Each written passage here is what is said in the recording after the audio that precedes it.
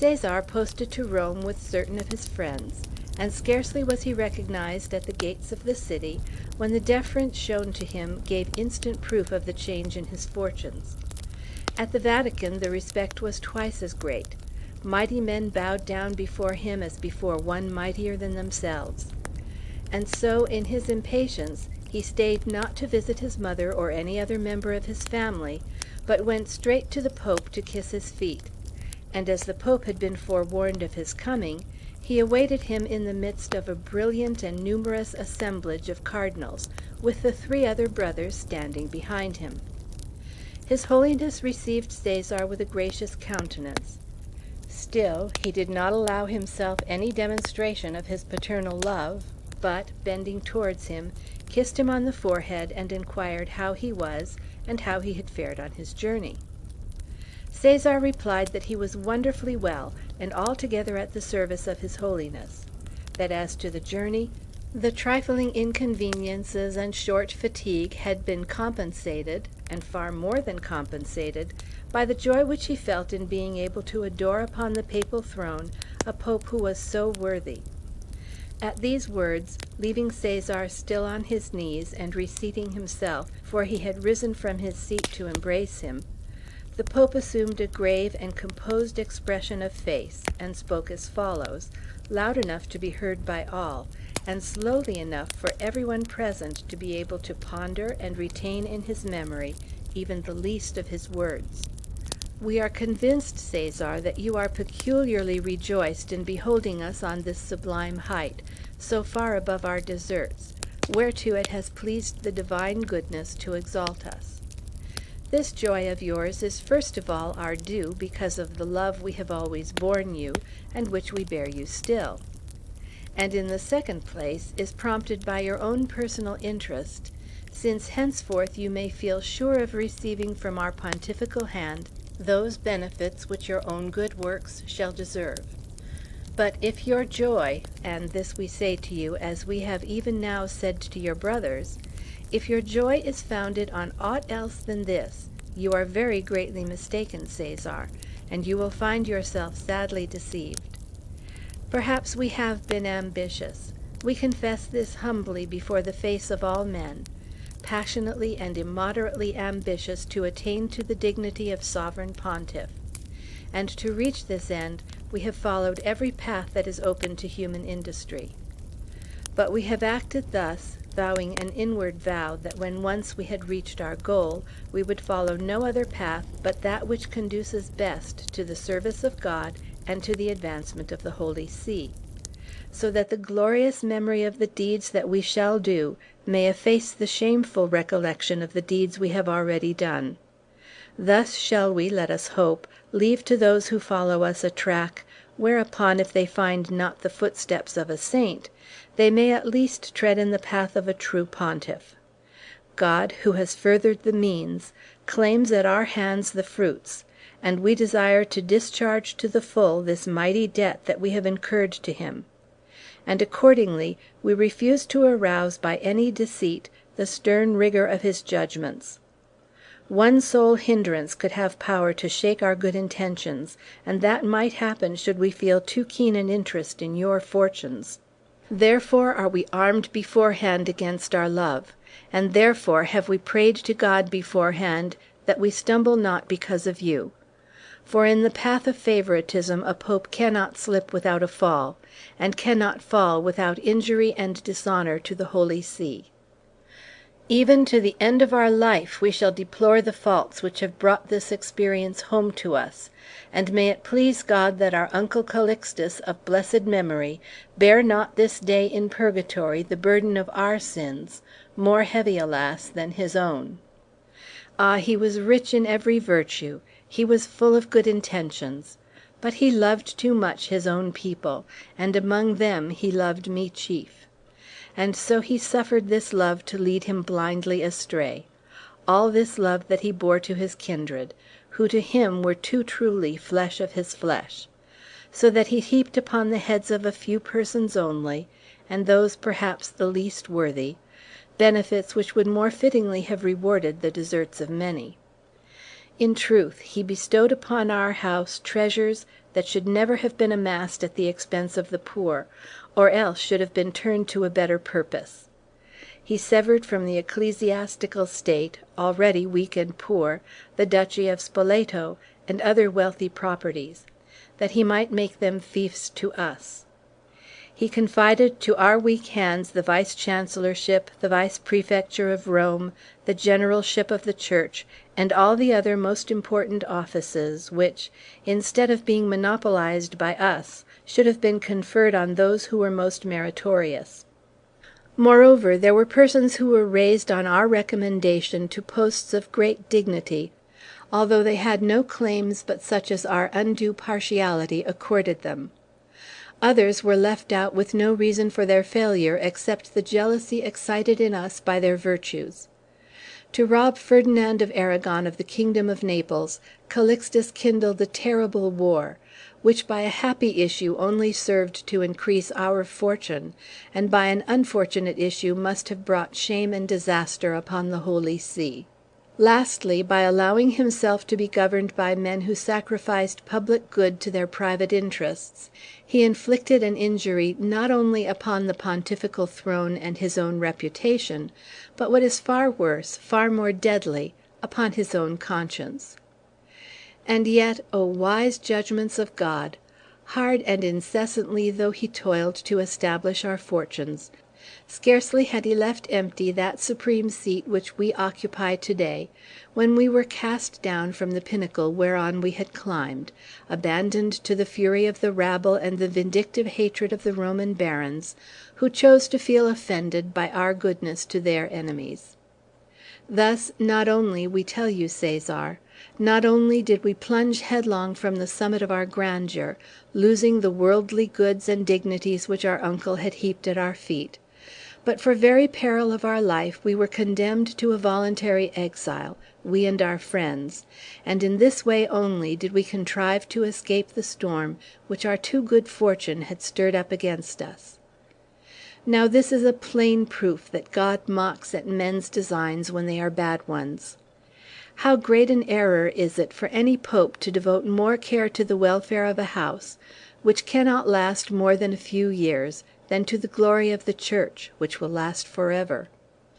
What utter folly for any public man whose position is not inherited, and cannot be bequeathed to his posterity, to support the edifice of his grandeur on any other basis than the noblest virtue practiced for the general good, and to suppose that he can ensure the continuance of his own fortune otherwise than by taking all precautions against sudden whirlwinds which are wont to arise in the midst of a calm, and to blow up the storm clouds, I mean the host of enemies. Now any one of these enemies who does his worst can cause injuries far more powerful than any help that is at all likely to come from 100 friends and their lying promises. If you and your brothers walk in the path of virtue which we shall now open for you, every wish of your heart shall be instantly accomplished. But if you take the other path, if you have ever hoped that our affection will wink at disorderly life, then you will very soon find out that we are truly Pope, Father of the Church, not Father of the family; that, Vicar of Christ as we are, we shall act as we deem best for Christendom, and not as you deem best for your own private good. And now that we have come to a thorough understanding, Caesar, receive our pontifical blessing." And with these words Alexander VI rose up, laid his hands upon his son's head, for Caesar was still kneeling, and then retired into his apartments without inviting him to follow. The young man remained a while stupefied at this discourse, so utterly unexpected, so utterly destructive at one fell blow to his most cherished hopes. He rose giddy and staggering like a drunken man, and at once leaving the Vatican hurried to his mother, whom he had forgotten before, but sought now in his despair. Rosa Venozza possessed all the vices and all the virtues of a Spanish courtesan. Her devotion to the Virgin amounted to superstition, her fondness for her children to weakness, and her love for Rodrigo to sensuality. In the depth of her heart she relied on the influence she had been able to exercise over him for nearly 30 years, and, like a snake, she knew how to envelop him in her coils when the fascination of her glance had lost its power. Rosa knew of old the profound hypocrisy of her lover, and thus she was in no difficulty about reassuring Cæsar. Lucrezia was with her mother when Cæsar arrived. The two young people exchanged a lover-like kiss beneath her very eyes, and before he left, Cæsar had made an appointment for the same evening with Lucrezia, who was now living apart from her husband, to whom Rodrigo paid a pension, in her palace of the Via del Pellegrino, opposite the Campo dei Fiori, and there enjoying perfect liberty. In the evening, at the hour fixed, Cæsar appeared at Lucrezia's, but he found there his brother Francesco. The two young men had never been friends; still, as their tastes were very different, hatred with Francesco was only the fear of the deer for the hunter; but with Cæsar it was the desire for vengeance, and that lust for blood which lurks perpetually in the heart of a tiger. The two brothers none the less embraced, one from general kindly feeling, the other from hypocrisy. But at first sight of one another the sentiment of a double rivalry, first in their father's and then in their sister's good graces, had sent the blood mantling to the cheek of Francesco, and called a deadly pallor into Cæsar's. So the two young men sat on, each resolved not to be the first to leave, when all at once there was a knock at the door, and a rival was announced before whom both of them were bound to give way. It was their father. Rosa Vanozzo was quite right in comforting Cæsar. Indeed, although Alexander VI had repudiated the abuses of nepotism, he understood very well the part that was to be played for his benefit by his sons and his daughter, for he knew he could always count on Lucrezia and Cæsar, if not on Francesco and Goffredo. In these matters the sister was quite worthy of her brother. Lucrezia was wanton in imagination, godless by nature, ambitious and designing. She had a craving for pleasure, admiration, honors, money, jewels, gorgeous stuffs, and magnificent mansions. A true Spaniard beneath her golden tresses, the courtesan beneath her frank looks, she carried the head of a Raphael Madonna, and concealed the heart of a Messalina. She was dear to Rodrigo both as daughter and as mistress, and he saw himself reflected in her as in a magic mirror, every passion and every vice. Lucrezia and Cæsar were accordingly the best beloved of his heart, and the three composed that diabolical trio which for 11 years occupied the pontifical throne, like a mocking parody of the heavenly Trinity.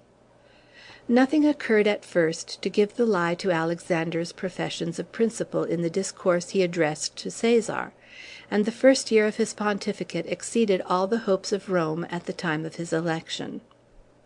He arranged for the provision of stores in the public granaries with such liberality that within the memory of man there had never been such astonishing abundance.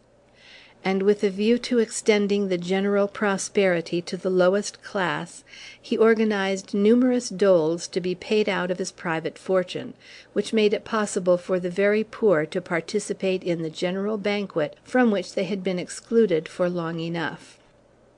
The safety of the city was secured from the very first days of his accession by the establishment of a strong and vigilant police force, and a tribunal consisting of 4 magistrates of irreproachable character, empowered to prosecute all nocturnal crimes, which during the last pontificate had been so common that their very numbers made impunity certain.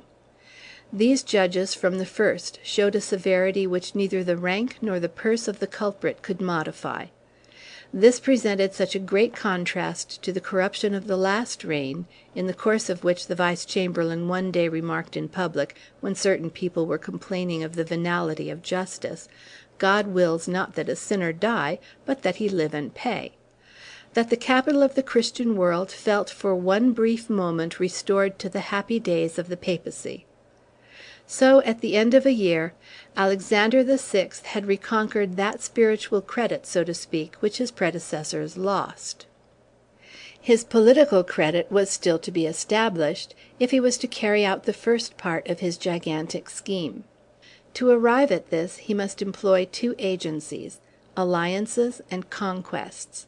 His plan was to begin with alliances. The gentleman of Aragon who had married Lucrezia when she was only the daughter of Cardinal Rodrigo Borgia was not a man powerful enough, either by birth and fortune or by intellect, to enter with any sort of effect into the plots and plans of Alexander VI.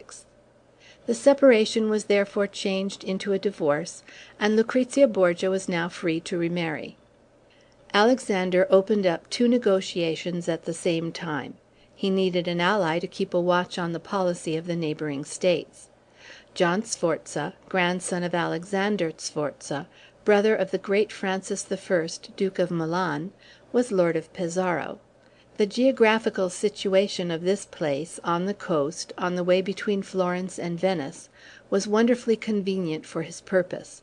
So Alexander first cast an eye upon him, and as the interest of both parties was evidently the same, it came about that John Sforza was very soon Lucrezia's second husband. At the same time overtures had been made to Alfonso of Aragon, heir presumptive to the crown of Naples, to arrange a marriage between Dona Sancia, his illegitimate daughter, and Goffredo, the Pope's third son. But as the old Ferdinand wanted to make the best bargain he could out of it, he dragged on the negotiations as long as possible, urging that the two children were not of marriageable age, and so, highly honored as he felt in such a prospective alliance, there was no hurry about the engagement. Matters stopped at this point, to the great annoyance of Alexander VI, who saw through this excuse, and understood that the postponement was nothing more or less than a refusal. Accordingly, Alexander and Ferdinand remained in statu quo, equals in the political game, both on the watch till events should declare for one or other. The turn of fortune was for Alexander. Italy, though tranquil, was instinctively conscious that her calm was nothing but the lull which goes before a storm. She was too rich and too happy to escape the envy of other nations. As yet the plains of Pisa had not been reduced to marshlands by the combined negligence and jealousy of the Florentine Republic. Neither had the rich country that lay around Rome been converted into a barren desert by the wars of the Colonna and Orsini families. Not yet had the Marquis of Marignan razed to the ground 120 villages in the Republic of Siena alone, and though the Maremma was unhealthy, it was not yet a poisonous marsh. It is a fact that Flavio Blondo, writing in 1450, describes Ostia as being merely less flourishing than in the days of the Romans, when she had numbered 50,000 inhabitants, whereas now in our own day there are barely 30 in all. The Italian peasants were perhaps the most blessed on the face of the earth. Instead of living scattered about the country in solitary fashion, they lived in villages that were enclosed by walls as a protection for their harvests, animals, and farm implements. Their houses, at any rate those that yet stand, prove that they lived in much more comfortable and beautiful surroundings than the ordinary townsmen of our day. Further, there was a community of interests, and many people collected together in the fortified villages, with the result that little by little they attained to an importance never acquired by the boorish French peasants or the German serfs. They bore arms, they had a common treasury, they elected their own magistrates, and whenever they went out to fight, it was to save their common country. Also, commerce was no less flourishing than agriculture. Italy at this period was rich in industries: silk, wool, hemp, fur, alum, sulphur, bitumen. Those products which the Italian soil could not bring forth were imported from the Black Sea, from Egypt, from Spain, from France, and often returned whence they came, their worth doubled by labor and fine workmanship. The rich man brought his merchandise, the poor his industry. The one was sure of finding workmen, the other was sure of finding work. Art also was by no means behindhand. Dante, Giotto, Brunelleschi, and Donatello were dead, but Ariosto, Raphael, Bramante, and Michelangelo were now living. Rome, Florence, and Naples had inherited the masterpieces of antiquity, and the manuscripts of Aeschylus, Sophocles, and Euripides had come, thanks to the conquest of Mahomet II., to rejoin the statue of Xanthippus and the works of Phidias and Praxiteles. The principal sovereigns of Italy had come to understand, when they let their eyes dwell upon the fat harvests, the wealthy villages, the flourishing manufactories, and the marvelous churches, and then compared with them the poor and rude nations of fighting men who surrounded them on all sides, that some day or other they were destined to become for other countries what America was for Spain, a vast gold mine for them to work. In consequence of this, a league offensive and defensive had been signed, about 1480, by Naples, Milan, Florence, and Ferrara, prepared to take a stand against enemies within or without, in Italy or outside. Ludovico Sforza, who was more than anyone else interested in maintaining this league, because he was nearest to France, whence the storm seemed to threaten, saw in the new Pope's election means not only of strengthening the league, but of making its power and unity conspicuous in the sight of Europe.